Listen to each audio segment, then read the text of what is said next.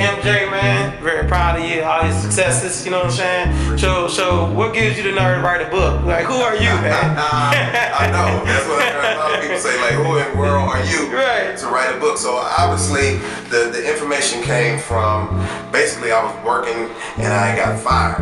Okay. No reason, nothing like, I didn't do anything wrong, but basically it was due to state budget cuts. Yeah, exactly. And that's Texas, man. Exactly. You can do that. And a lot of people that's dealing with that. And so when it happened, I told myself that's the last time, because it's happened several times. Right. Not due to anything that I did wrong, right. Just because of whatever reason that was brought up. Exactly. And I said that's the last time I depend on someone else for my ability to eat. Man. Hey, yeah.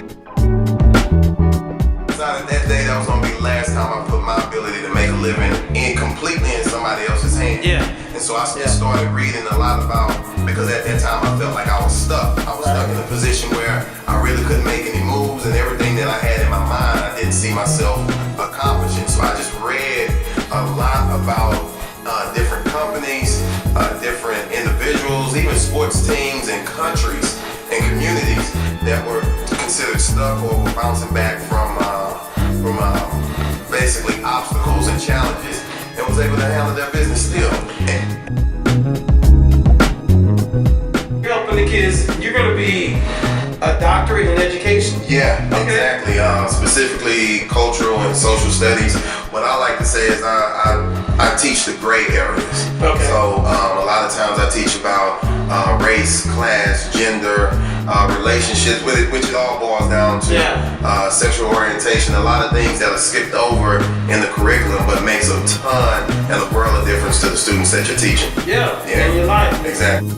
What's the name of the book? The book is B through Y, and the title. Yeah. The title actually originates from discussions I would have with my bro, my cousin, my kinfolk, Dr. Anthony Johnson, and he would always say B through Y doesn't matter, and I would always say it does. And one of the things that I decided to do is basically place it in a linear sort of fashion. So if A is your current situation, is your current position in life, and Z is your goal, your dream, your vision, your objective, then B through Y is your process. And so basically what I did throughout the book was just, go throughout the letter of the alphabet, starting with B, and just naming different characteristics as well as actions that people, communities, sports teams took in order to sort of transform their situation to one of not only success,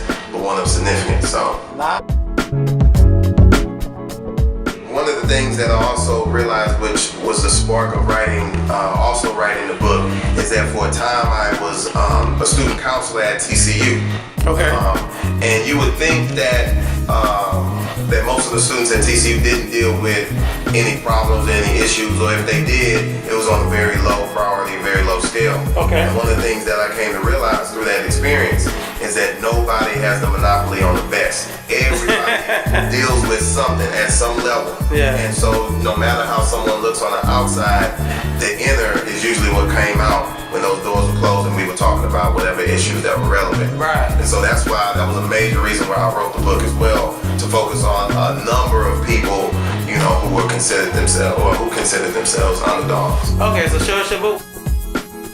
And it's always one thing that I like to tell students as well as people, like, there's a backstage to pretty much everything that's going on. Like, usually, what you see, what you hear, you hear the acronym, the saying, like, believe half of what you see and what you hear. And so it's like one of those things where you never know what's going on in the backstage until you have access to it. And a lot of people don't get that access.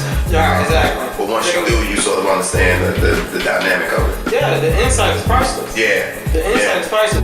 Well, I was telling my son, because that's the number one person I try to influence, right? All right. And I was just telling him, the secret to hard work is all the work that's been done that you don't see. Mm-hmm. All the work that you don't see.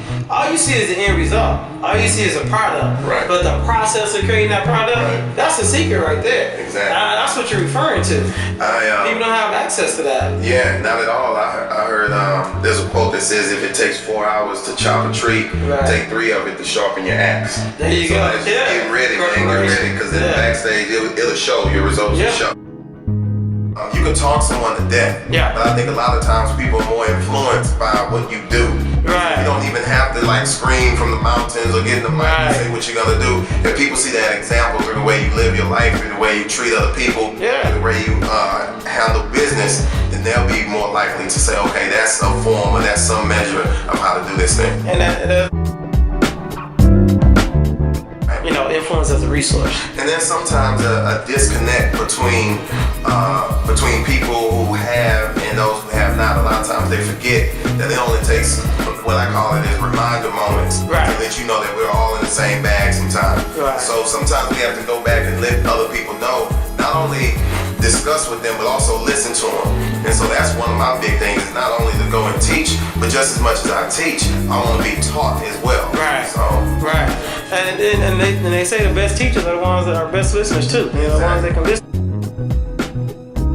What's your drive? What's your motivation? Man, to be honest with you, man, my motivation stems from several things. One, I want to, as the motto of my company goes, academic wave, smart is the new cool. And I think a lot of times what people see now is just a lot of dumb silliness that's celebrated. Yeah. You look on, World Stars, or you look on other internet sites or magazines, you even look at reality shows. A lot of these things are really celebrating and glamorizing ignorant. Yeah, ignorant. You know what I'm saying? Like, I'm not and that's part of playing the game too. I don't want to mess up anybody's money. No, exactly. At the same time, you can have fun, you can party, but there's also this aspect of getting your business done on the academic, education, and intellectual level. You can be intelligent. Yeah. There's no wrong with being intelligent. Exactly. If you are as a student, or if you have a sibling, a daughter, a son, a nephew, a friend, a cousin, whatever the case may be, if they have questions pertaining to education, get it from somebody who's been there, done that. Is interested in sharing. Exactly, interested in sharing. Like we talked about earlier, what happens on the backstage, because a lot of that information doesn't get to our kids, and they need it to make a difference. But other than that, check this out, man. Be through why the Underdogs process of season opportunity, control, and respect. Man, it's been a blessing to write it. I know it's helping people, and it's also helping me. So let's work this thing together, man. I love to hear from you. Love to get feedback from you as well. That's what's up, man. Yeah, every time. I want to thank y'all for tuning in as usual. And this is your host, Threezo, special guest Marcus Johnson. Be through why, baby. Peace.